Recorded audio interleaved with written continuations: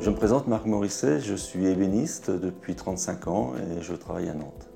Alors cette entreprise a été créée dans les années 60. Moi j'ai commencé à y travailler à 20 ans en 79. J'ai travaillé jusqu'à la fin de cette entreprise qui s'est terminée dans les années 2004 et j'ai repris l'activité directement après et je continue la même chose mais avec moins de personnel qu'à l'époque. Alors cette entreprise, elle a toujours eu 3 métiers principalement, l'ébénisterie, la sculpture et la dorure. Le savoir-faire principal de cette entreprise, c'est la collaboration de différents métiers ensemble. On a des bons ébénistes, on a très bons sculpteurs, on a des doreuses qui font un très bon travail, mais ce qui est important, c'est la connexion entre tout le monde. Et c'est pour ça qu'aussi, depuis quelque temps, on a rajouter des cordes à notre arc en faisant de la marqueterie, parce que notre ébéniste, il a un CAP d'ébéniste, un CAP de marketeur, CAP de sculpteur et CAP de menuiserie. Et les meilleurs apprentis de France dans 3. Ça commence d'abord ici, à la table à dessin. Donc c'est en général moi qui élabore les dessins. Je travaille aussi en collaboration avec mon sculpteur et les ébénistes, s'ils sont d'accord dans ce que j'ai fait. Et après, on met en fabrication. D'abord, ça part en menuiserie pour faire la carcasse.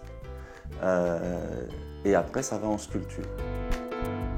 Au niveau des techniques, elles sont quand même ancestrales. Il n'y a pas beaucoup de changements.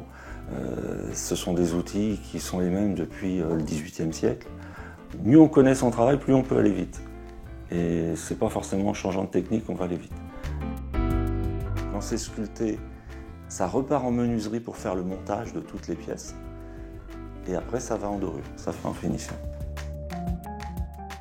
Depuis le début, l'entreprise a formé quand même pas mal d'apprentis. Depuis que j'ai repris, on a dû former 5 apprentis. C'est aussi pour décoter quelqu'un d'hors du commun qui pourrait être intéressant pour notre atelier. Et souvent, les personnes que je prends, c'est des gens qui sont venus quelques jours, qui m'ont montré ce qu'ils faisaient et ça m'a intrigué. Et je me suis dit, là, il faut aller plus loin avec cette personne-là et cette personne-là, elle va pouvoir apporter quelque chose à l'entreprise. Et puis mon but principal, c'est quand même structurer l'entreprise pour qu'elle puisse se pérenniser sans moi. Depuis le début, c'est ce que je recherche. Ouais.